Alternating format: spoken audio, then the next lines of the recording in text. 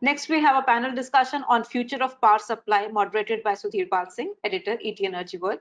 This session will touch upon points like role of solar in the energy basket, meeting balancing needs through global grid, and solar power storage technologies. Over to you, Sudhir.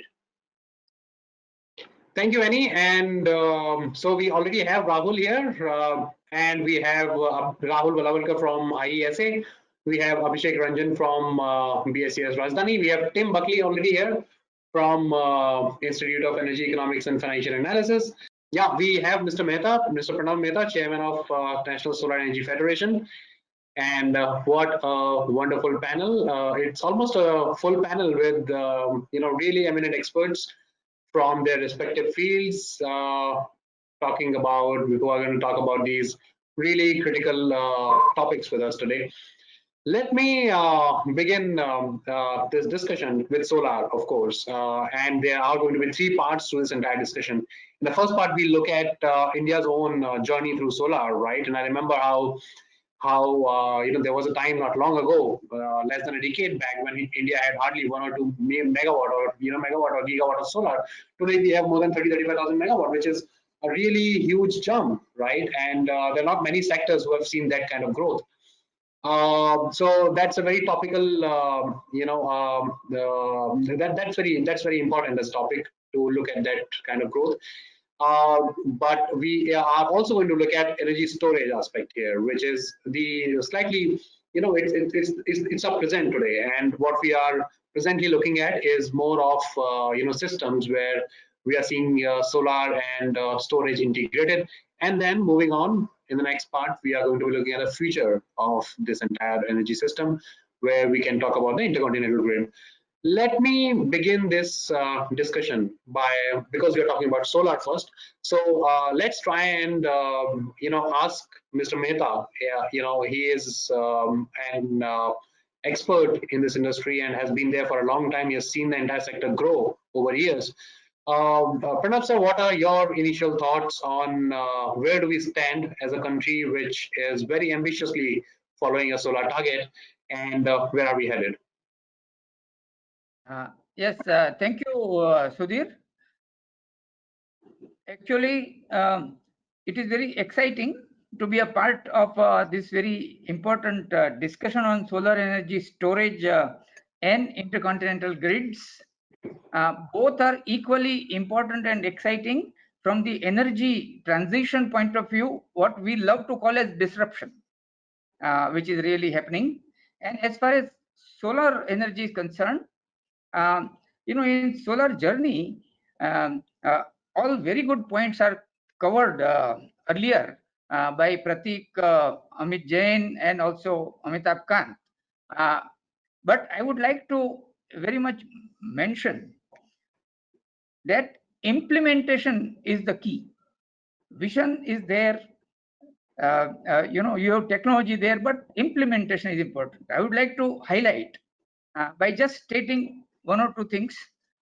Number one is that India's solar journey did not start in 2009. 2009, I was very much there in Charanka Solar Park. We have our own plant, ex-Tata people, and also many of the developers who came. But before that, a lot of ground was laid. The activity started around 2006 when India's integrated energy policy document was there. Subsequently, we invited Dr. Hermann Scheer of Germany because we had to learn from Germany. And then ETEnergy came out with the first policy of 50 megawatts in February 2008. This was followed by policy declaration by Rajasthan, West Bengal, and Punjab. But policy declaration is not enough. It is the implementation, as I said. Then came Gujarat in 2009, and there it was the implementation of Charanka Solar Park and, of course, Madhya Pradesh.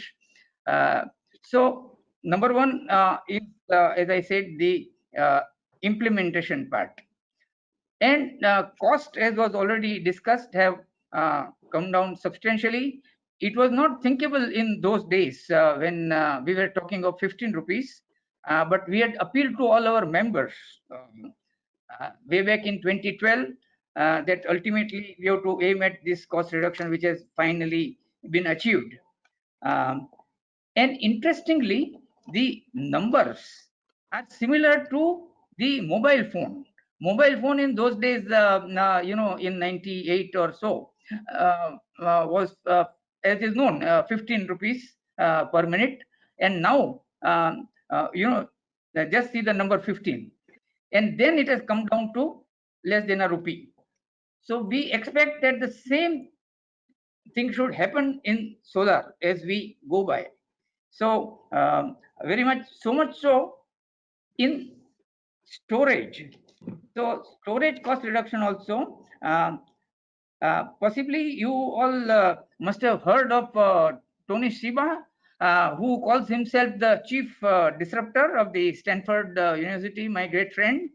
And he has always said that initially the experts and the insiders, they always say that there is not likelihood of any such thing happening, including people had ruled out iPhones being used so extensively and things like that. In fact, AT&T also in those days retained McKinsey, which did not predict much of this mobile phones. But anyway, we know that in storage also the costs are coming down.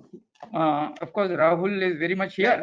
That's a very important point, Mr. Mehta, and thanks for that. You're basically saying two things. Implementation is the key, but at the same time, cost reduction has to happen for the larger uptake of that technology. And you're giving examples from telecom.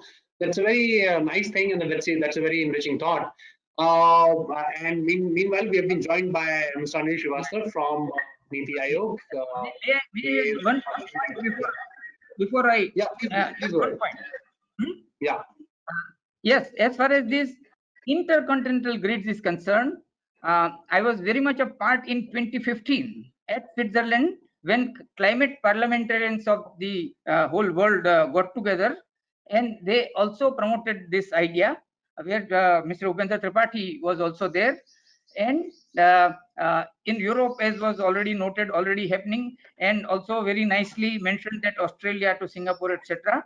So we expect that also to really take off, which is very good.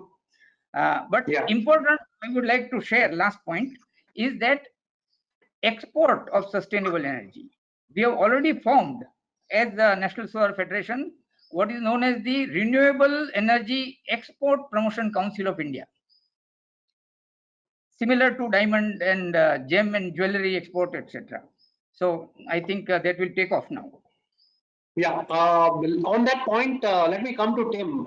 Tim, you have been patiently listening to that entire comment, and your institute is very, very proactive in giving a lot of analysis, timely analysis, and very frequently on the Indian energy sector, particularly the solar sector. Sitting in Australia, how do you look at the pace of development of solar in India? And particularly from the point of view of it's a grid integration, and a topic where we have to look at solar plus storage as a combined entity. Where are we headed? Where do we stand currently? Certainly, thank you. Probably the first point I'd make is that it's been amazing to sit in Sydney, Australia, and watch India embrace the enormous opportunities that solar is bringing, renewable energy is bringing in terms of domestic generation and at ever lower prices. Probably the key point I would mention is that I think the momentum needs to have a major step change in activity. We've had a lot of ambition, we've talked a huge long-term vision, but India at the moment is nowhere near on track for that vision. We need to see it step up. Now, I think the hallmarks are very much there for India to achieve this. And I might just mention, for example, capital. And I think Amit mentioned this very, very clearly. The capital globally is very much ready, willing, and able to underwrite the $500 billion of investment in India in wind, solar, and grid connectivity over the next decade. And that might sound a very ambitious or unsubstantiated comment, but let me just give you a couple of examples. In the last, just this year, in the middle of the COVID-19 pandemic, we've seen SoftBank, one of the biggest tenderers in India in 2020 from Japan. We've seen Total of France has invested $500 million alongside Adani Green Power. We've seen EDF of France just this week commit to doubling its investment globally in renewable energy. They've set themselves a target of 50 gigawatts by 2030, and India is cited this week as one of their top destinations. We've seen the last month, CDPQ, one of the biggest investors in Canada, has taken a majority stake in Azure Power, again, making it overnight one of the top 10 investors in Indian renewables. The list is actually pretty substantial when you look at it. These are all world-class capital names. We've seen KKR take a stake 2 months ago in SP Infra. We've seen EQT of Sweden and Temasek of Singapore invest $500 million in O2 Power in February of this year. So in the middle of a year that's been a crisis for the world and the world's economy, India has actually been attracting the absolute who's who of global investment.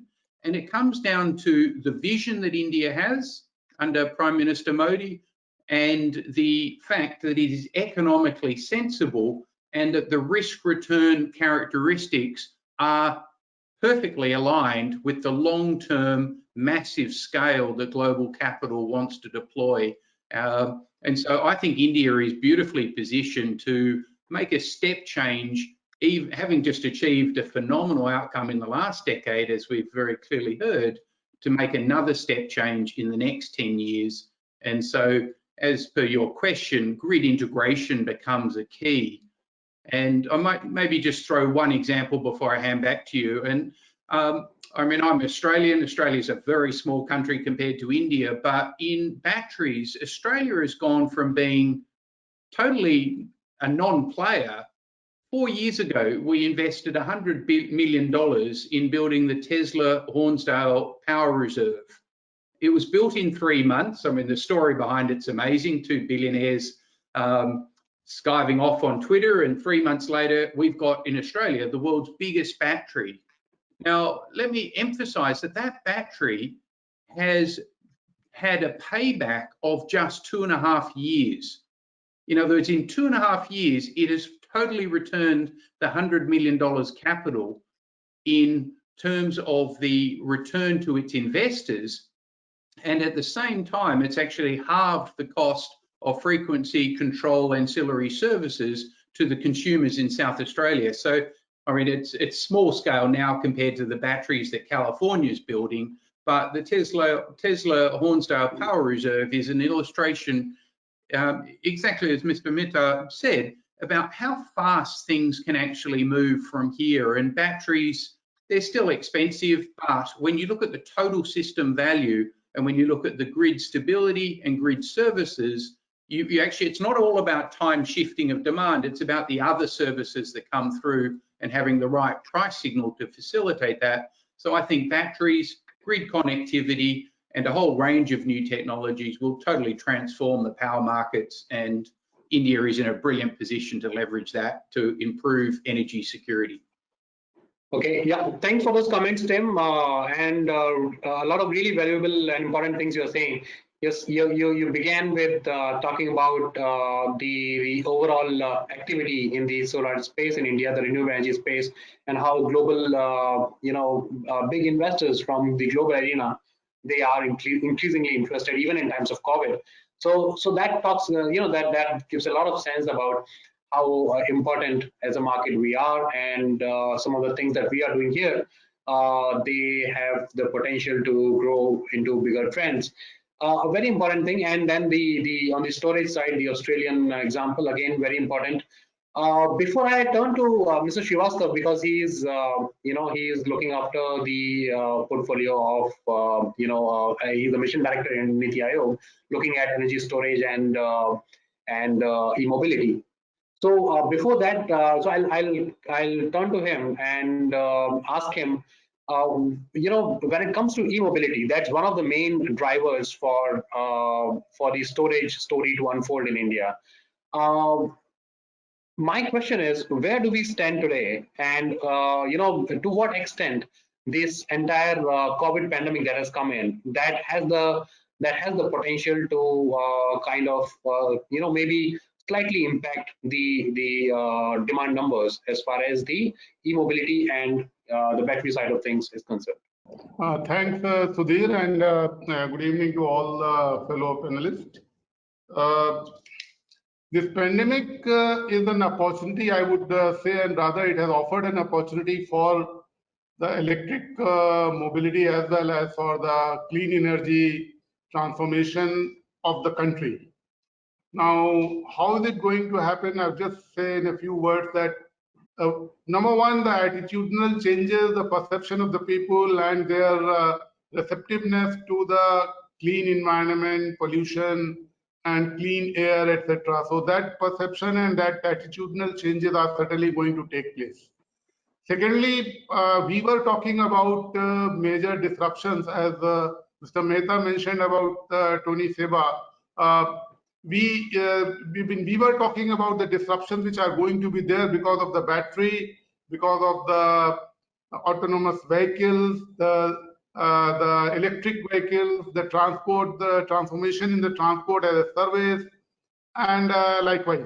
So among these major disruptions which we were talking about prior to COVID pandemic are going to be there and they are going to continue.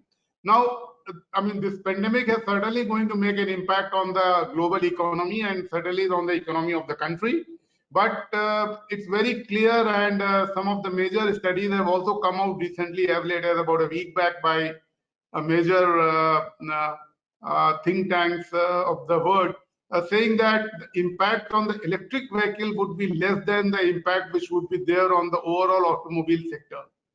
And in the economy or the automobile sector, they are going to be impacted, but then I mean, there are some projections about the relative percentages also as to if the impact is going to be 87% on something, then it will be 62% on the electric vehicles and likewise.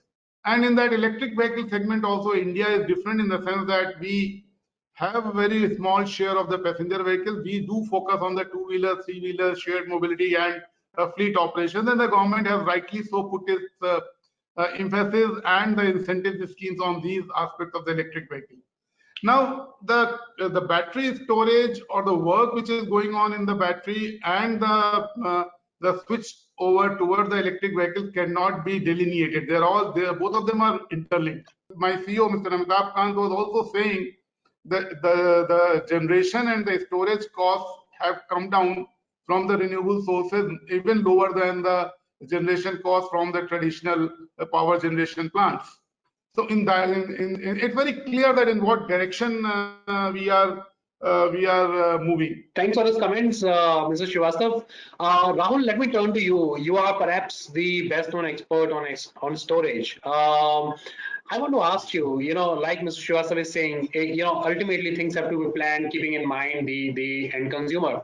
So as far as India's storage story is concerned, right, we have a lot of pumped storage, for example, and we have had that traditionally for many years now. The focus on battery started happening some time back. Now, we have some positive movement there also. But my question to you is the way and the pace at which we are moving when it comes to energy storage and its larger implications for the growth of the renewable energy sector. Where do we stand? Are we taking the right steps? Are we rolling out the right policy or regulatory framework? Do we have the right, market mechanisms there? Where do we stand? Sure. So thank you, Sudhir, and thanks to all the panelists. It's really nice to now see that everyone is unanimously agreeing about storage and its importance for the grid.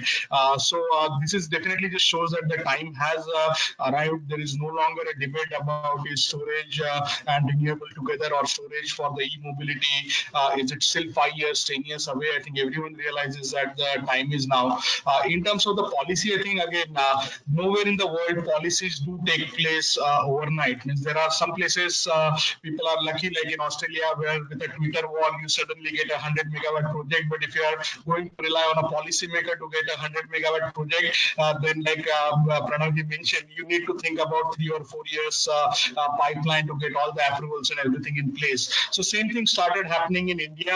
I would say starting in 2013. So after that 2012 blackout, actually CEA established a committee to look at the reliability of the grid, and at that time they started first focusing on pumped hydro as a primary solution for energy storage, and soon they realized, based on some of the feedback from all the grid operators in states where already pumped hydro facilities are there, that with the scale at which the MNRE is looking at scaling up renewables, pumped hydro is not going to have the solution, because especially in the monsoon season in India, you have significant amount of wind energy generated in monsoon, where with pumped hydro typically both upper and lower reservoirs are full during that month, so you cannot actually use that as a flexibility. On the other hand side, on summer months, maybe with the water scarcity, there may be some challenges. So again, if there are good locations, then yes, pumped hydro is a great technology, and around the world it is still the largest source. But in India, at least so far, the track record of pumped hydro is not very encouraging, where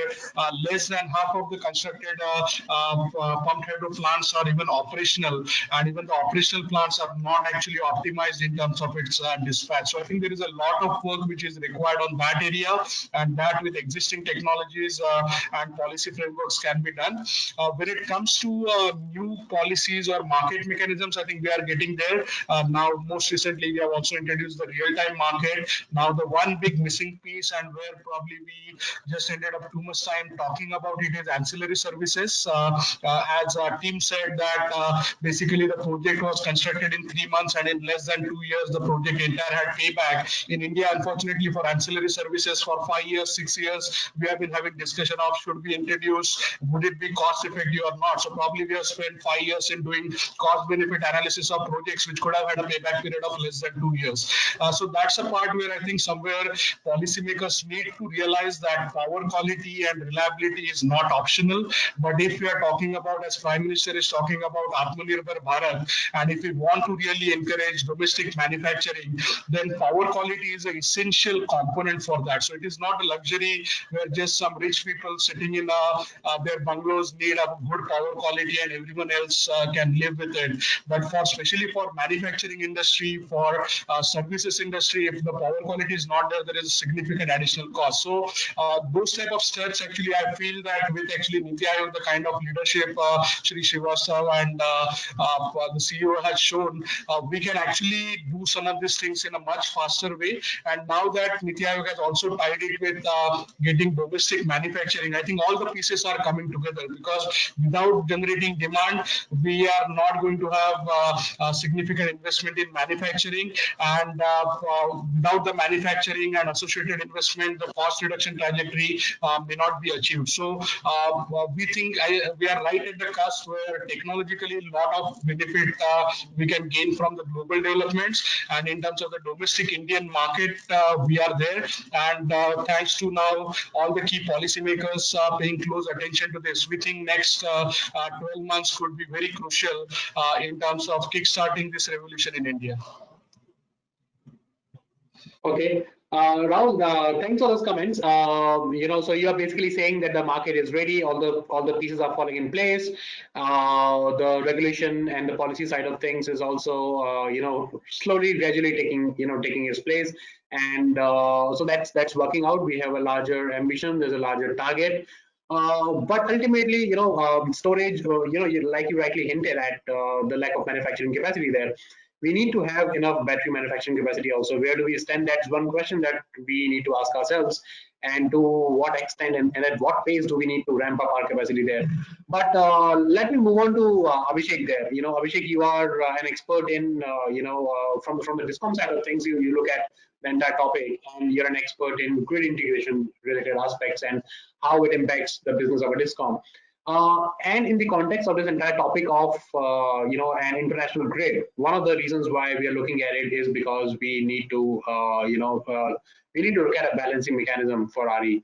To what extent that's a good solution? Why that's a good solution? What are the other options available? And what are the larger implications for DISCOMs? Good afternoon and good evening, panelists, my co-panelists, and thank you, Sudhir, for this opportunity. Obviously, when we look at the globe, India is very strategically placed in terms of time zone on the earth. If you see, right from Europe here, GMT, where I'm 5.5 hours ahead, and this side Japan. So if you see the project we talk about, One World, One Sun, India has a very important role to play strategically. Now, before I go into the intercontinental grids, I like to touch upon the bigger picture, which is on energy transition and the climate change. Now, we as citizens of this world, we have seen that the global warming is a very, very big problem. Everybody is talking about it. We have annual summits in New York every year. Now, the point is, this COVID has given us an opportunity to see how a cleaner atmosphere can work wonders. In fact, we are doing power scheduling on a day-to-day basis. We find out that this year, June has been quite cooler compared to last year, June. And this has been the story across other cities as well, and Bhopal and Lucknow as well. So what we have learned is if we are going towards nature, we are polluting less and less, we will be more successful in terms of energy security, energy access at a disposable income, which is there at the weakest of the person in the society, the weakest income level in the society. Now, having said that, solar has a very, very important role to play. We have seen that the solar has achieved grid parity in this country. Gone are the days when solar used to have 12 rupees a unit or something like that. Now, what we have seen, solar is at maybe sub rupees, 3 rupees per unit kind of thing. Now we are talking about firming up of solar with storage technologies. Now, here comes in the role of the storage in making the power from renewable sources, not only solar, but also the wind, in a more organized and dispatchable fashion. As a distribution utility, we are not looking at altering the entire generation profile, but only firming it up. So as I was speaking last day to you, Sudhir, we are looking at only firming up the generation aberrations in the profile. That means maybe if there is a mean absolute forecasting error is there, projection error is there, that only has to be. We are not talking about completely balancing out or making it flat, just like coal. Now, interestingly, hybrid RE has a very good load following characteristic. It is even more flexible than coal, and that we have seen. Even if coal, if it is ramped down to 20%, today it is 55% in India, minimum technical level. In Germany, the lignite-based coal stations are even ramping down to 20% of the maximum continuous rating. But then the ramp rate, the ramp down rate, the lead time, etc., it's not as flexible as we would like to have in terms of the requirements of the RE, flexibility of the RE. So there is an opportunity where we can utilize the sun combined with wind with a certain storage element into it, and it could be price optimally placed. Now, coming to the intercontinental grid aspect, there are already multiple examples. My previous speakers have talked about multiple examples of maybe 1500 kilometers undersea power cables, mostly HVDC. It has its own advantages. It is working successfully in Europe, connecting to Africa. There was a project I was reading about Greece and Africa, which is going to be live this year. And there are multiple projects which are already live, and some projects are also there in North America. So it is a very viable and mature solution that we have in place.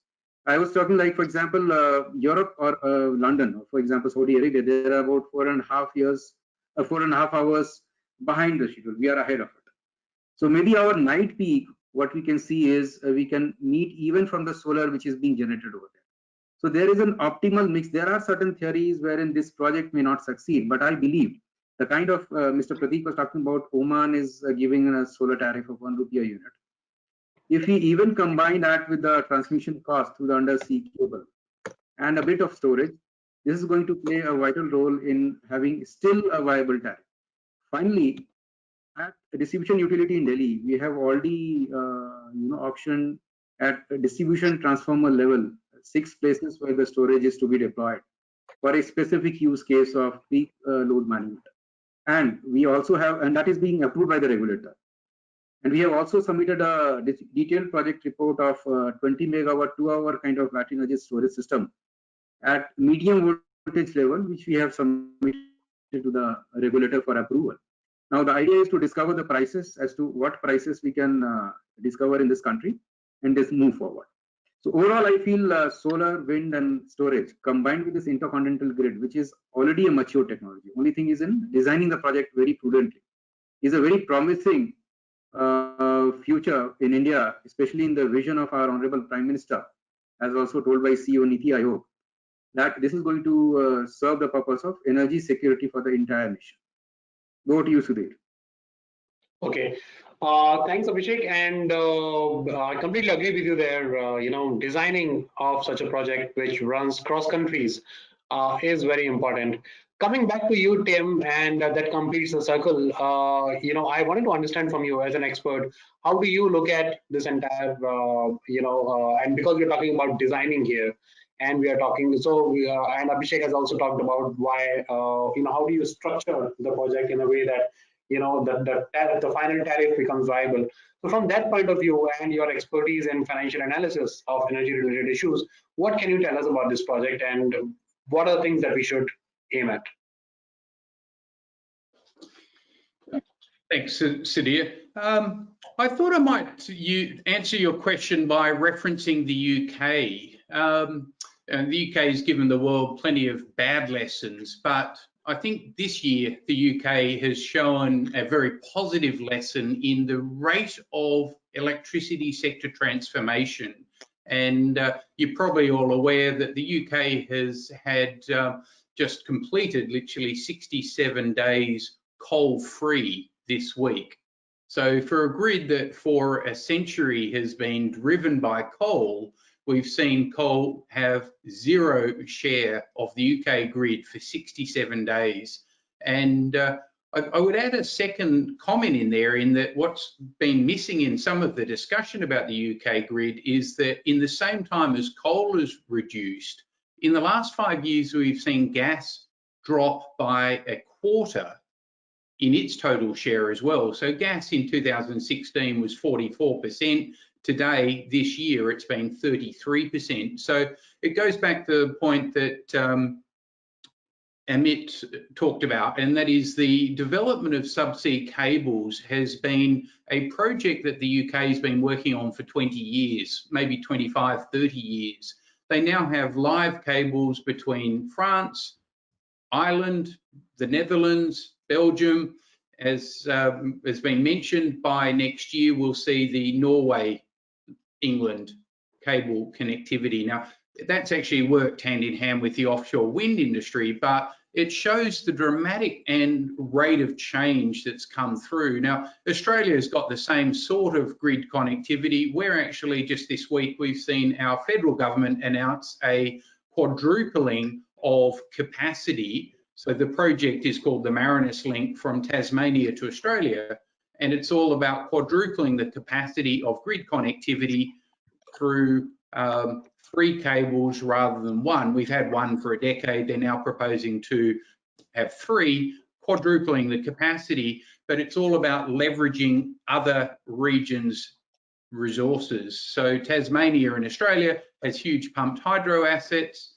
As Abhishek said, maybe pumped hydro storage won't play a big role in India, but in Australia it can, because we are an island and it's going to be a lot harder to have the grid connectivity that India is looking for. But subsea cable technologies, as the Sterlite video showed, we've had optic subsea telecoms cables now for 40 years. It's actually totally proven, and it goes everywhere in the world. So I think this one world, one grid, one sun strategy, I probably got that out of order, I think it's absolutely the right time to be exploring it. It's not about connecting the whole world, it's about doing one phase at a time. And I think India is perfectly positioned to benefit from that, to value the solar of the Middle East, of Africa, into India and further east into Bangladesh, Myanmar, Thailand.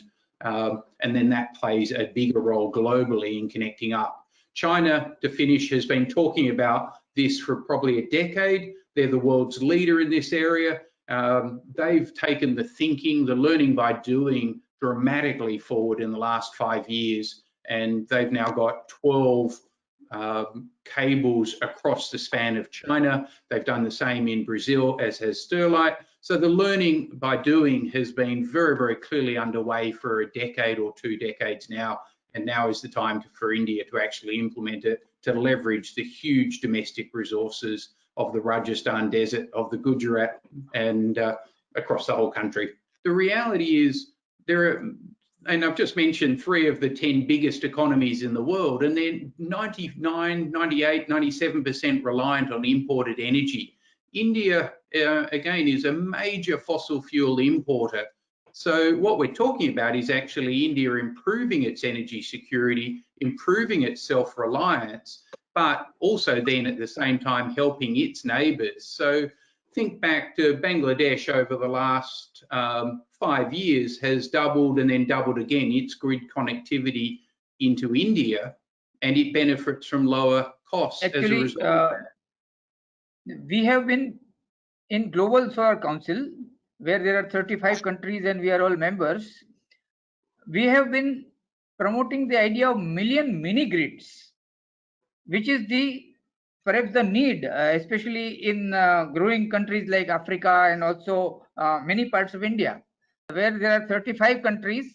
We have been promoting the idea of million mini grids, which is the need of many of the growing countries like Africa, etc., and also in India. So we have to make people self-sufficient as far as energy is concerned. There is absolutely no doubt on that, which is one idea. Whenever this was being mentioned, one world, one sun, one globe, we have always been saying that there is another viewpoint, which many of us share, that it will not be easy. In fact, I would also like to use the word that it is a utopian idea, but the key always lies in implementation. And I would say that if it is done, it is at least an enabling situation. Something good is there. If you want to use it, fine. If you can't use it, with your wisdom, with your kind of, global tensions, it's different. But basically, we should promote mini grids. There is no doubt on that. So it's a very interesting debate where we're talking about projects as large as an intercontinental grid. Now, I want to understand from you, because we are talking about a lot of chemistries here. So apart from, so you earlier talked about pump storage, you talked about lithium ion. I want to understand from you, what are the other options available and which one of them is the most viable? There are different companies within India, for example, companies like Indian Oil, or the entire gamut of energy utilities. They're working on different chemistries. So when it comes to storage, work is happening in at multiple levels, okay, in various ways. How do you see the future of storage panning out when it comes to chemistry of storage is concerned? Sure. So again, when we talk about actually storage, we are not even limiting ourselves into electrochemical storage. So there is a mechanical storage system or gravity-based storage system where pumped hydro is a known thing, but already there are other gravity-based technologies where people are talking about either moving rocks or moving concrete blocks or some other heavy objects. Within within mechanical, there are other technologies like compressed air energy storage. There is a liquefied air energy storage. There is flywheel. Then within electrochemical, there are a range of, basically, if you just take a periodic table and pick up right elements, there is research going on almost on every element right now. So lithium ion based, sodium ion based, metal air technology, it's sodium sulfur lithium sulfur. So there are the range of. So we ourselves actually as a India Energy Storage Alliance we are tracking almost around 25 different families of energy storage technologies, and within that there are a lot of opportunities. We have just recently launched the emerging technology review report, where each quarter we are covering technologies which are suitable for mobility, for stationary, for non-electrochemical technologies, and we are doing this 4-report series. And we are seeing that for different applications, different technologies may be suitable. Just one caution I would mention is it is not just about inventing a technology in a lab where suddenly world is going to adopt it. It takes a lot of time and effort in building the country, manufacturing, the reliability, the scaling up of the manufacturing supply chain. And from that point of view, there is a track record that, for example, lead acid batteries, which are still the dominant technology, they were invented almost 120, 130 years back. Even other chemistries like lithium-ion chemistry was invented in 1976. So it's not that it has come something overnight. So we are very optimistic about range of these new and different forms of technologies to emerge and be available for different applications. At the same time, in the near future, especially dominated by the e-mobility world, different forms of lithium-ion batteries would we expect to dominate next 10 to 15 years. But for applications where you are looking for really large adoption of renewables, where you are looking at getting storage to like beyond 10 hours, beyond like multiple day or seasonal storage, hydrogen storage makes sense. Or in the in-between, there are technologies like flow batteries or metal air batteries, which can be very cost effective if you are looking at deploying storage for 10-hour, 24-hour, or that period. So there are in fact even thermal technologies where people are talking about electrical to thermal back to electrical. So there is a range of technologies, and we are quite excited, and we feel fortunate that we're right now working with almost around 30 different early stage technologies and trying to help them in commercialization. Now there's a question from the audience where it's all good and it's all fine. There are different options, a whole range of options available to us when it comes to energy storage, and you have rightly talked about all of them. But then there's a question which says why India is thinking only about battery storage. Why not other storage technologies? And they are giving examples of compressed air energy storage, for example. So what I'm basically trying to say is why this excessive, fixation on battery storage? Why not others? So one possible reason, of course, is that the chemistry is still to come up as an economically or financially viable option. But can you tell us more about it? Yeah. So again, I think as far as thing is concerned, I think India is thinking about everything. So don't, I think, let's not, I think, kid about it. I think a lot of time actually we don't do things because we keep on thinking. So before we start doing something, suddenly everyone thinks, why don't you explore something else? And there is a committee set up and we start exploring that, right? So I don't think there is any it's better to think things through before you start implementing them particularly in a social polity like ours. But anyway, yeah, please go ahead. There are a number of different things, and in fact, again, for each technology, there is a range of things which requires, right? For example, compressed air energy storage, we have actually worked for more than 10 years on compressed air energy storage. You need actually for compressed air energy storage to work, you need suitable natural gas resources, you need a underground geology, which may be available in Gujarat with some of the salt caverns and others, and you need a suitable renewable and transmission infrastructure. You need all those components to come together, and then to enable that, you need the right market infrastructure there. So, and these are some of these technologies. It's not that they will not come. There is a lot of research and work happening. There are companies like GE, Siemens, Dresser-Rand, they are investing in those technologies. There is a liquefied air energy storage technology, which is more at a modular level by reducing the space required for compressed air. So there are a lot of those things there.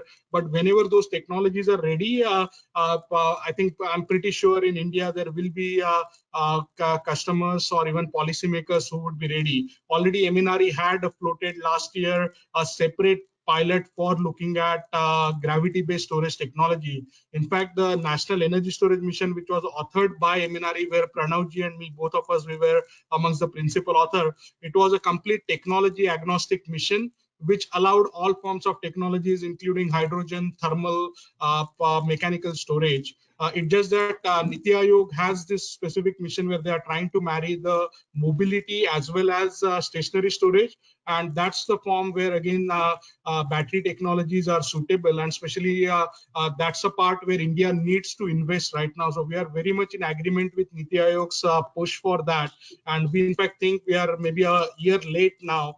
Europe is investing a lot of money in now setting up these gigafactories, and a lot of that investment should be happening in India. So we are very much in full support of Niti Aayog's vision for. And I think, Rahul, we must add a very important point that it is not correct that we are doing only the battery technology.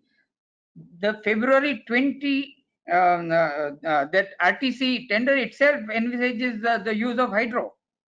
So hydro storage is very much there. Yeah, that's a very important point. Yeah, exactly. There is another very important question from the audience, which I think Abhishek will be the best person to answer.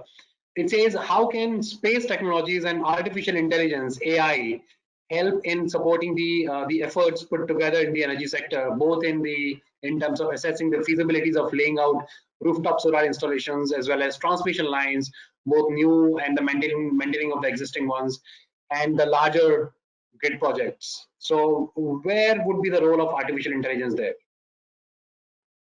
Yeah, artificial intelligence, Sudhir, has a very wide role and a very wide application in every field. For example, for supply side scenario or a portfolio assessment, you need to be very, very sure about what is the demand. When you see demand, you need to know about the granularity of the demand, bottoms up approach. So when you talk about the demand, what is the source of demand? The source of demand is consumer. So the role of artificial intelligence and machine learning becomes very critical in assessing the demand. There are multiple models, statistical models, which can be used for assessing the demand.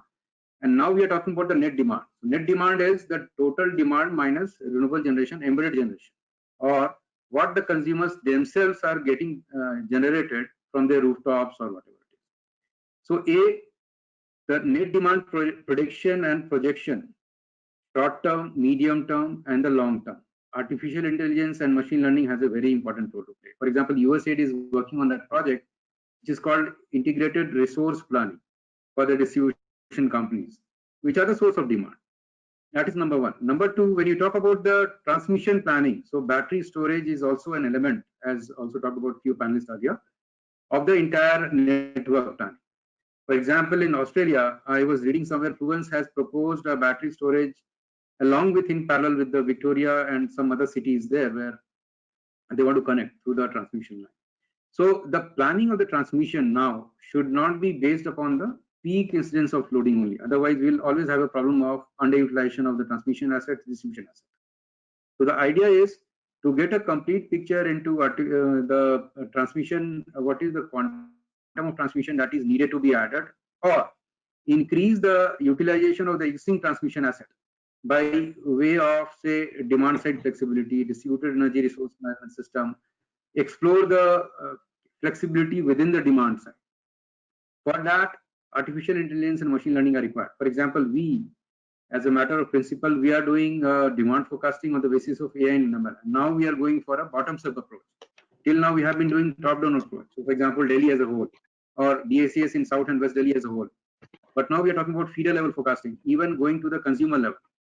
And then that will be bottoms-up approach will help you not only form up the entire integrated resource planning, and also in a cost-optimized fashion. So there are regressions for it. These are all well established. We are working with, say, for example, NREL as well, with whom we are trying to design strategies on demand side flexibility, and AI and ML has a role to play. They are working on the equations for the same. And earlier, last year, we did a work with NREL supported by USAID on impact of the battery storage and EV on the distribution grid. There also we have developed a framework model, and possibly I think we will be coming out with that report also, wherein AI and ML has been used for determining the complete holistic framework. Sudhir. Okay.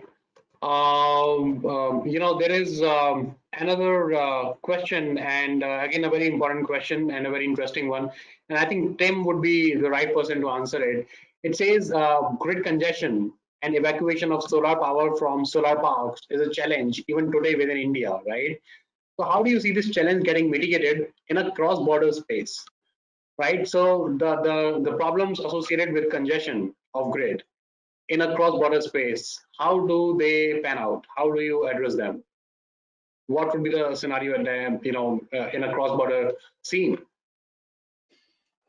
Thank you. I'm not an engineer, I'm very much a financier, so I'll address it from that perspective. It's about risk mitigation, it's about optionality. And as all of the speakers have talked about, I mean, microgrids have a very key role, batteries have a key role, pumped hydro storage.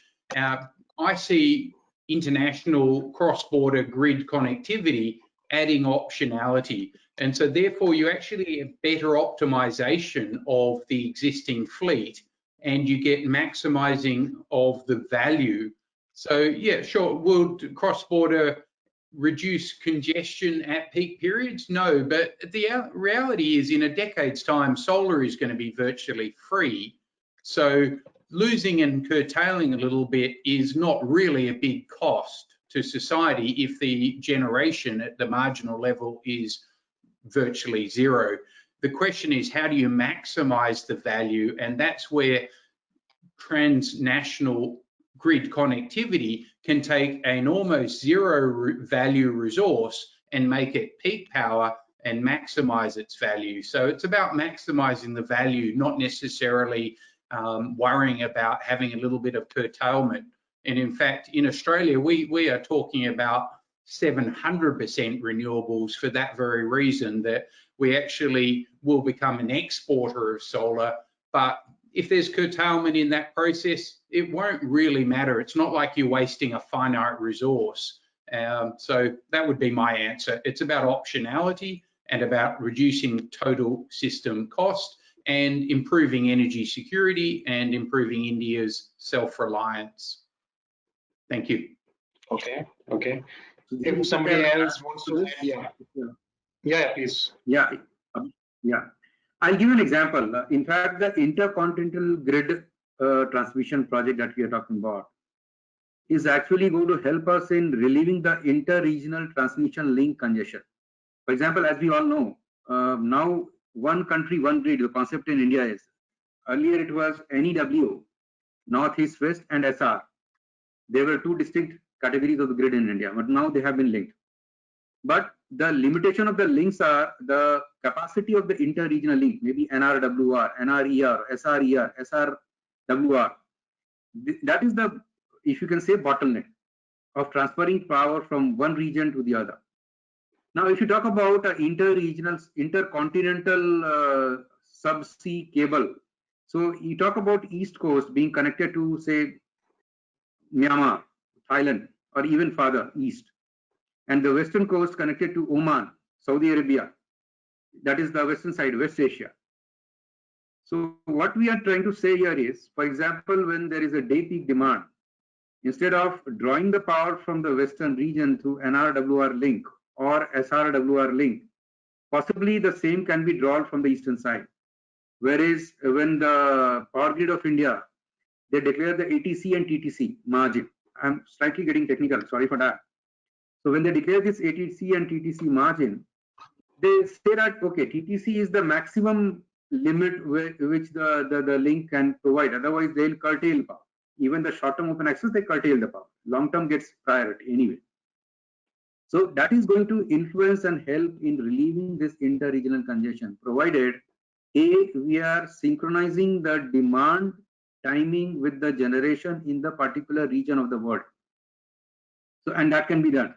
So sun can be predicted. I mean, it is known that this is going to rise here, this is the insolation there, this is the kind of demand there, and interconnected, this kind of power will flow from this undersea cable to the eastern side. So that way, if properly planned, it can relieve the inter-regional links that we have. It will not lead to the congestion. I think all of us here agree that there has to be emphasis on proper planning and ensuring that the project is designed properly and it goes hand in hand with the larger and other larger imperatives of energy access and others. And that's precisely what Tim was also saying. But let's end this discussion here. Thank you for your valuable time. We had a lot of really interesting insights and a lot of engagement from the audience also. I want to thank the audience for their for being patient through this entire discussion. Thank you for your time, speakers. Look forward to hosting you again on this platform. Thanks.